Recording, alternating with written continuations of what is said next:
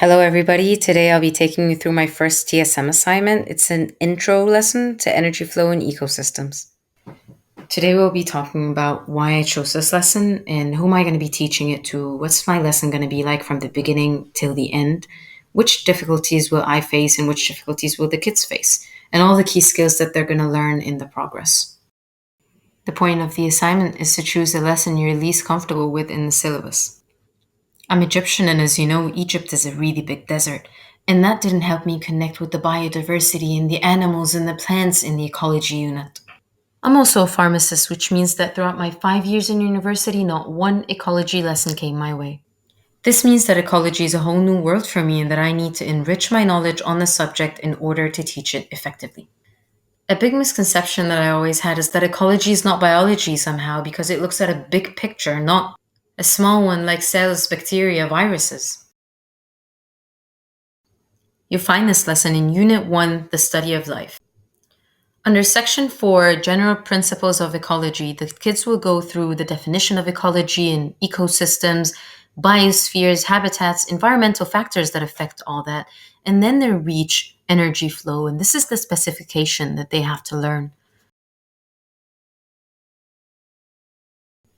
I've chosen fifth year group for this lesson because it's right there in the beginning of the curriculum. And it has exciting real world applications that students are not really interested in once they come close to the exam, which is in the sixth year. Of course, students in their fifth year have already studied some of this in their junior cycle. They learned about the general meaning of ecosystems, a habitat, how different organisms interact together. They already had to explain how matter and energy flow through ecosystems, so they already know what a food web is, what a food chain is. They just need to dive in into a more complex overview. Let's not forget the beginning of this chapter because they have already gone through what ecology and what ecosystems are, which means they have an overview of what we're going to dive into today. What will the students leave my class knowing? Energy cannot be created nor destroyed, and this is the physics cross curricular link that I want my students leaving the class understanding, which means they need to know that energy needs to flow through the ecosystem all the time. And that energy comes from the sun.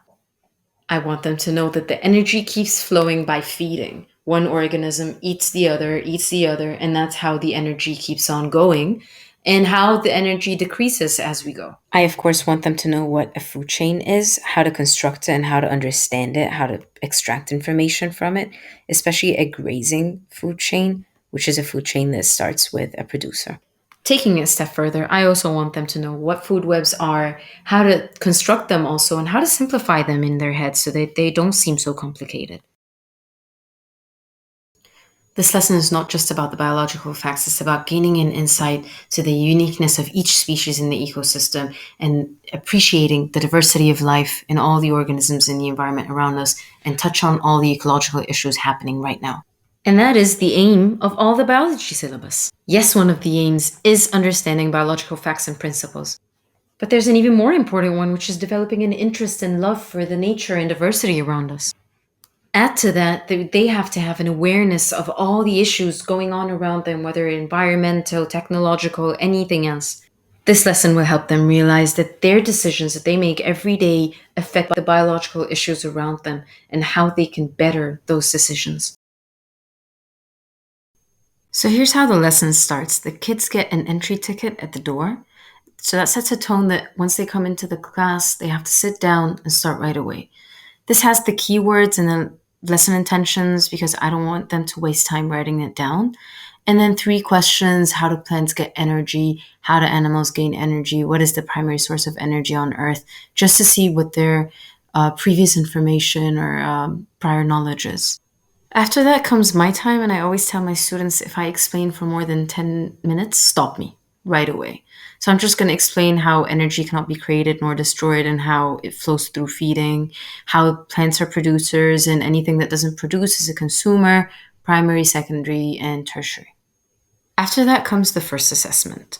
So the kids will find a box on their desks, each group, and inside there are cutouts of organisms and arrows, and they're labeled eaten by so that they remember it.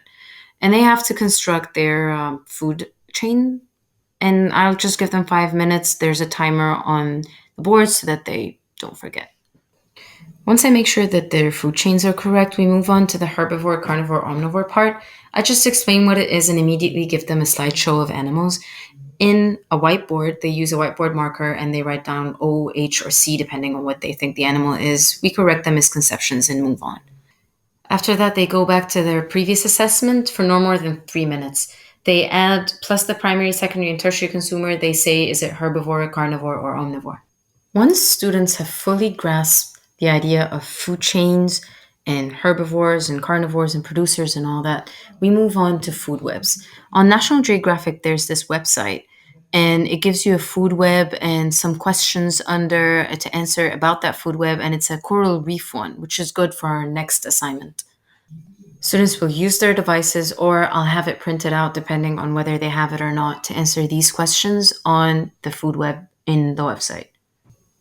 Once students understand the coral reef ecosystem, answer the questions, they will start reading an article called Dying Ecosystems. And from there, they're going to understand how the biodiversity of coral reefs is important and how it's dying and it's in great danger. After reading the article, they're supposed to discuss for 10 minutes why is the Great Barrier Reef in great danger and how, after its disappearance, would that affect different organisms in the ecosystem. And they have to reflect on their reading from the article and from the food web from National Geographic to answer those questions. This concept is not an easy one to teach, and that's why I know I'm going to go through some difficulties teaching it. Knowing your subject inside out gives you an edge in the classroom. You have a lot of examples to give from, you're more confident, you know exactly how to get your point through. I didn't feel that way about ecology, so I started reading and getting myself up to date on recent environmental issues. There were a lot of articles on the National Geographic website that I found to be very useful. I felt up to date even though I felt like the world is about to end a little bit. I also used my Netflix account. There were many documentaries that touched on the recent issues going on, like the A Life on Our Planet, Night on Earth, all amazing documentaries. I also realized that Ireland is a whole new culture with so much that I don't know about. I use YouTube videos to increase my knowledge about the Irish ecosystems. I had trouble finding something that would involve kinesthetic learners.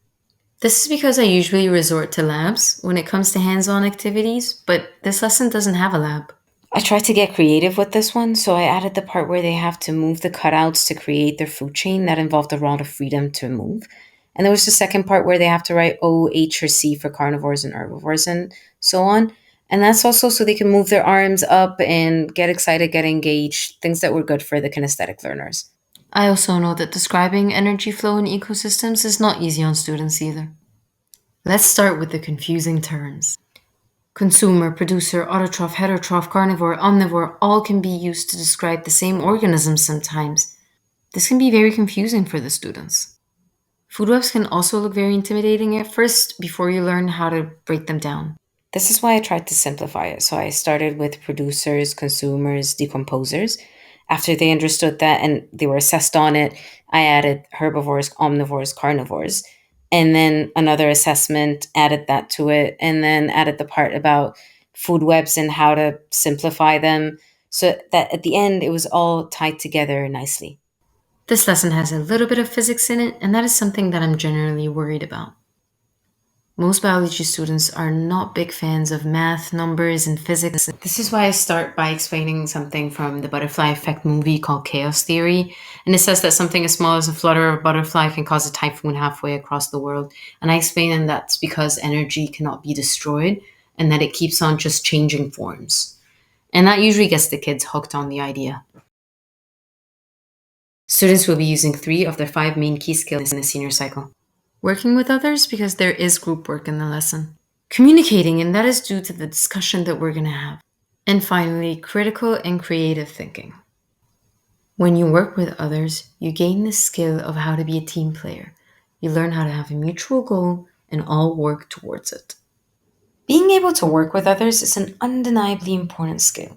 Students are always going to need it, whether it's later on in university or at work or even at home with their families. Students are going to be provided with an article during the lesson, and they're going to have to analyze it and understand it.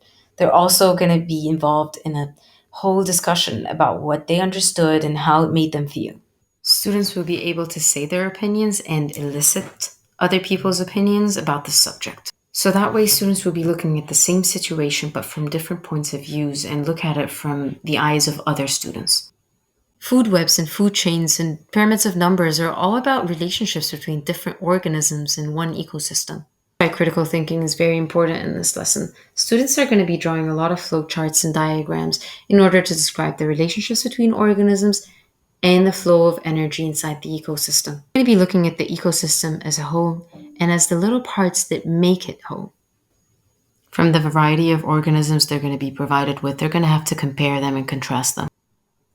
And last, they're going to be able to group objects according to what classifies them as a group. And they could reclassify them if they change the basis of that classification. Thank you very much for listening, and I hope you enjoyed my lesson on energy flow and ecosystems.